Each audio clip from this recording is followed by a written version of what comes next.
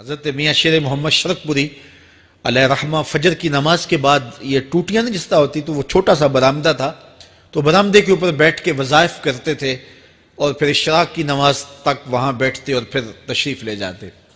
گرمی کی شدت تھی تو حضرت فرائض کی ادائیگی کے بعد وہاں چلے گئے تو نمازیوں نے آپس سے مشورہ کیا کہ یار حضرت کو عرض کریں کہ بارش کے لیے دعا کی جائے. تو حضرت جا کے وہاں اپنے وظائف میں لگ گئے تو انہوں نے کہا چلو ہم مسجد کے سین میں کھڑے ہو جاتے ہیں, حضرت توجہ کریں گے تو عرض کریں گے. تو جتنے نمازی تھے وہ سارے صحن میں کھڑے ہو گئے اور برآمدے کے اوپر میاں صاحب وظائف میں لگے. جب آپ کی نظر پڑتی نا لوگوں کی جانب تو جتنے بھی نمازی تھے سارے ہاتھوں سے اشارے کر کے کہتے یعنی دعا کرو. زبان سے نہ بولتے, ہاتھوں کو ایسے ہلاتے اور یہ کہتے کہ ادھر آسمان کی طرف اشارہ کر کے کہتے دعا کرو. میاں صاحب پھر وظائف میں لگ جاتے. پھر جب میاں صاحب کی آنکھ اٹھتی نا تو یہ سارے ہاتھ اٹھاتے اور آسمان کی طرف ہاتھ اٹھا کہتے. میاں صاحب پھر وظائف میں لگ جاتے. جب 2-3 مرتبہ ایسا ہوا نا تو میاں صاحب کی ہنسی نکل گئی اور ایسے آسمان کی طرف دیکھ کے کہا چل ہن پا دے. کہتے ہیں بس یہ بات کہنے کی دیر تھی کہ چھم چھم می برسنے لگا. تو جب کوئی حضور کا ہو جاتا ہے تو رب اس کو اپنا محبوب بنا لیتا ہے. تو حضور کی محبت خدا کی محبوبیت کا ذریعہ ہے. اس لیے ہمیں حضور کا پیار اپنی روحوں میں موجزن کرنا ہے, حضور کی محبت اپنی روحوں میں اتارنی ہے, اور محبت اپنے تمام تر تقاضوں کے ساتھ جب روح پذیر ہوگی تو پھر ہمارا انداز زندگی بھی سنور جائے گا, ہماری آخرت بھی سنور جائے گی. محبت کے من جملہ تقاضوں میں سے سب سے بڑا تقاضا محبوب کی اطاعت ہے کہ بندہ جس سے پیار کرتا ہے اس کی بات مانتا ہے. یہ ہے دعوی محبت کا ثبوت, اس کی دلیل. اور حضور کے صحابہ کی زندگیاں دیکھیے کہ انہوں نے حضور علیہ السلام کے ساتھ کیسے پیار کیا. حضور کی محبت میں اپنی عادتوں کو بدل دیا. حالانکہ عادتیں نہیں بدلی جاتی. 2 سکے بھائی ہوں, رشتہ کتنا گوڑا ہے, اور ایک گھر میں پرورش پائی ہے, ایک گود میں پلے ہیں, ایک باپ کے گہوارہ تربیت میں رہے ہیں, لیکن طبائع میں اختلاف یہ ایک فطری بات ہوتی ہے. ہمارے پاس لوگ آتے ہیں 2 سکے بھائی ہوتے ہیں, ایک کی طبیعت ادھر کو جا رہی ہوتی ہے, دوسرے کا مزاج ادھر کو جا رہا ہوتا ہے. ایک سخت نرم مزاج ہوتا ہے اور دوسرے کی آنکھوں سے انگارے پھوٹ رہے ہوتے ہیں. ایک معاف کر دینے والا ہوتا ہے, ایک سخت غصیلہ ہوتا ہے. ایک کی طبیعت کے اندر تلخی کی چنگاریاں ہوتی ہیں اور ایک کی طبیعت کے اندر نرمی کے پھول ہوتے ہیں. آپ نے بھی دیکھا ہوگا. تو یہ ایسا ہوتا ہے. اب اسی طرح کھانے پینے کی چیزوں میں طبائع کا اختلاف یہ فطری بات ہے. ایک کو ایک چیز پسند ہوتی ہے, دوسرے کو وہ چیز پسند نہیں ہوتی ہے. بعض اوقات ماں کو مسئلہ ہوتا ہے کہ یہ چیز اگر میں تیار کرتی ہوں تو میرا دوسرا بیٹا نہیں کھاتا, تو اس کے لیے بعض سے الگ سے کوئی چیز تیار کرنی پڑتی ہے کہ اس کی ڈیمانڈ یہ ہے اور میرے اس بیٹے کی ڈیمانڈ یہ ہے. مائیں مزاج سمجھتی ہیں. ایک آغوش میں پرورش پانے کے باوجود خون ایک ہے, گہوارہ تربیت ایک ہے, دودھ ایک ہے, لیکن طبیعتوں کے اندر اختلاف پایا جا رہا ہے. لیکن صحابہ کی زندگیاں دیکھیے, انہوں نے اپنی طبیعتیں بھی حضور کی طبیعت کے سانچے میں ڈھال دی. حضرت انس بن مالک کو کسی نے دیکھا کہ وہ شوربے سے کدو کے ٹکڑے نکال کے کھا رہے ہیں, تو کہا یہ کیا کر رہے ہو؟ کہا میں نے ایک دن حضور کو یوں کرتے ہوئے دیکھا تھا. تو طبائع کا اختلاف یہ ایک فطری اختلاف ہوتا ہے, لیکن صحابہ نے اس کو بھی چھوڑا اور حضور کی محبت کے سانچے میں ڈال دیا. پھر اس چیز کا انتظار نہیں کیا کہ حضور کا فرمان کیا ہے, حضور کی چاہت پہ اپنے مزاج کو بدلا. اللہ اکبر. حضور علیہ السلام مدینہ المنورہ کی گلی سے گزر رہے تھے, ایک گنبد نما مکان بن رہا تھا, اور ایسے مکان حضور کو پسند نہیں تھے. تو آقا کریم علیہ السلام نے پوچھا یہ مکان کس کا ہے؟ کہا فلاں انصاری کا ہے. حضور گزر گئے, چہرے پہ تھوڑے سے ناگواری آثار حویدہ ہوئے. کسی نے اس صحابی کو بتا دیا کہ حضور گزرے تھے, تیرے مکان کو دیکھا, شاید پسند نہیں آیا. 2-4 دن کے بعد حضور دوبارہ گزرے, دیکھا کہ وہاں ملبے کا ڈھیر پڑا ہوا تھا. فرمایا اس صحابی کو بلاؤ، بلایا گیا، کہا میں پرسوں ترسوں گزرا تھا، تیرا مکان دیکھا تھا، یہ کیا ہوا؟ عرض کی میں نے گرا دیا ہے۔ فرمایا کیوں؟ عرض کی سنا تھا آپ کو پسند نہیں، سنا تھا آپ کو پسند نہیں، میں اور آپ دیکھیں ہمارا کیا کیا حضور کو پسند ہے، سر سے لے کر پاؤں تک، نجی زندگی سے لے کے سیاسی زندگی تک، اپنے امور ذات سے لے کر کے اپنی معاشرتی زندگی تک، ہمارا کیا کیا حضور کو پسند نہیں، اور ہر وہ چیز بدل دیں جو حضور کو پسند نہیں۔ محمد دی زیارت محمد دے رنگ وچ، اے ٹھگ بازیاں جانے پیارا محمد صلی اللہ علیہ وسلم۔ میرے شیخ کامل کا ایک شعر ہے، اور وہ شعر اتنا وزنی ہے کہ اگر میرے پاس جواہر لال موتی ہوں اور میں ایک پلڑے میں ڈال دوں اور ایک پلڑے میں یہ شعر رکھ دوں تو یہ شعر پھر بھی بھاری ہوگا۔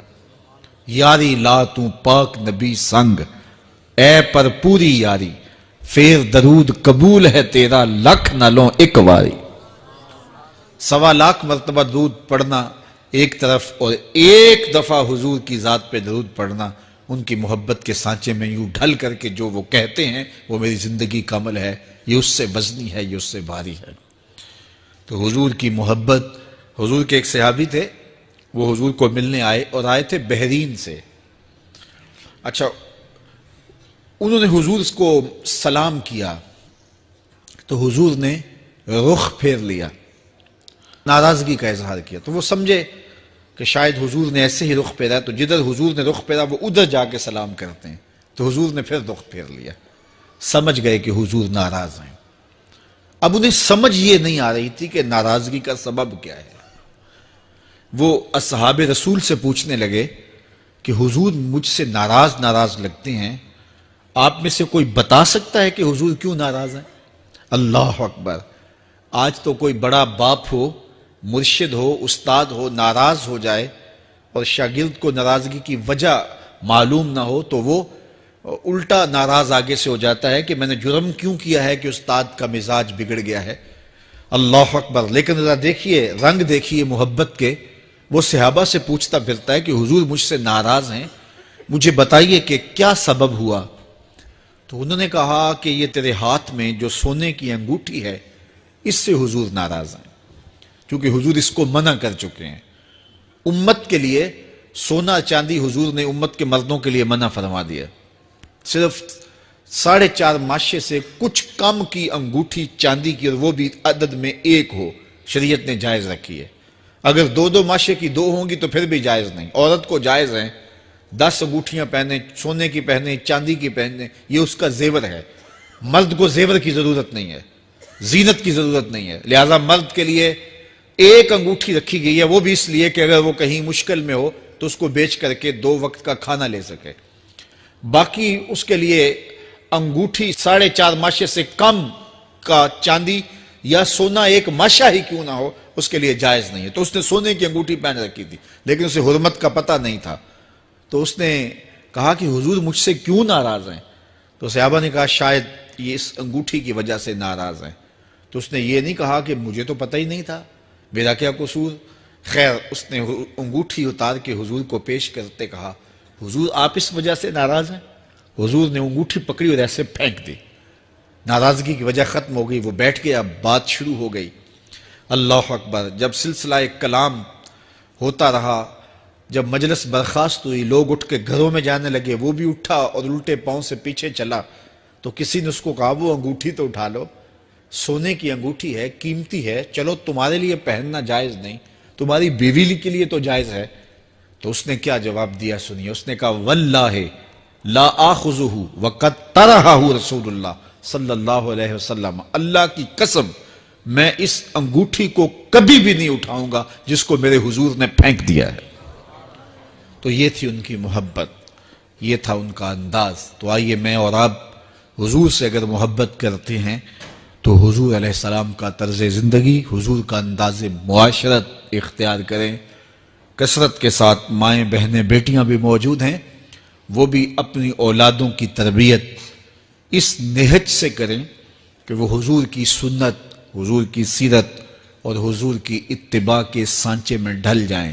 زندگی کا مقصد ہی یہی ہے۔ آئے، بڑے ہوئے، جوان ہوئے، بوڑھے ہوئے، چلے گئے، ہم سے پہلے بھی چلے گئے، ہم بھی چلے جائیں گے، بعد میں آنے والے بھی چلے جائیں گے، لیکن حقیقی کامیابی اس کو نصیب ہوئی جس نے اس دنیا پہ آ کے دنیا کی زندگی کے مقصد کو سمجھا۔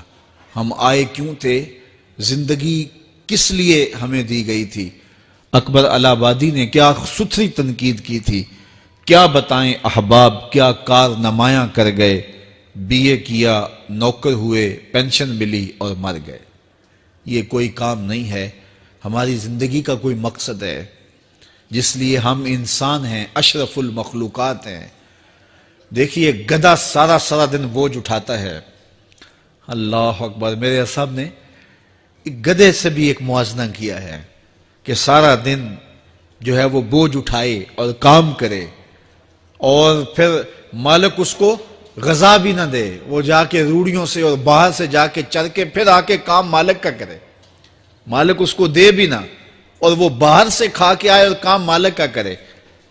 تو اگر بندہ ہو کے، انسان ہو کے اگر نہ کرے تو میرے حضور نے ایک لمبی ربائی ہے، اس میں آخر میں لکھتے ہیں تو چنگا یعقوب یا کھوتا تینوں شرم نہ آوے، کہ اگر وہ ایک گدھا بھی کام کرے، اپنی پیٹھ پہ بوجھ لا دے، اور تو اپنے مالک کے لیے کچھ نہ کرے، اور ساری نعمتیں مالک نے تجھے دی ہیں اور عزتیں اور آبرویں تیرے نام کی ہیں، اور تو اس کا حق ہی ادا نہ کرے، تو پھر کس طرح تیرے سے، تو پھر اولئک کل انعام بل ہم اضل، فرمایا تو چوپایا ہے بلکہ چوپایوں سے بھی بدتر ہے۔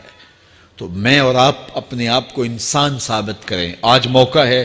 سے ثابت نے اجے حواس تیرے، سے ثابت نے اجے حواس تیرے، کر لے نیکیاں رج کے تو، اڑیا رب رسول کیوں پل بیٹھوں، آ رب رسول ول پج کے تو، آئی موت ایتھے رہسن کم تیرے، آئی موت ایتھے رہسن کم تیرے، نیکیاں کر لے بھج کے تو، کی آکھ سن لوگ یعقوب تینوں، جب ٹر پیوں سر منہ کج کے تو۔ وہ وقت آئے گا جب تنیاں باندھ دی جائیں گی، جب دونوں جانب سے کفن باندھ دیا جائے گا، پھر پردہ ہٹا کے دیکھا جائے گا، پھر بند کر دیا جائے گا۔ وہ لمحے کتنے دردناک ہوں گے، وہ گھڑیاں کتنی دردناک ہوں گی۔ آج مجھے اور آپ کو اللہ نے موقع دیا ہے، تو آج حضور کی سیرت کو اپنانے کا، اپنی روحوں میں اتارنے کا عزم کر کے اس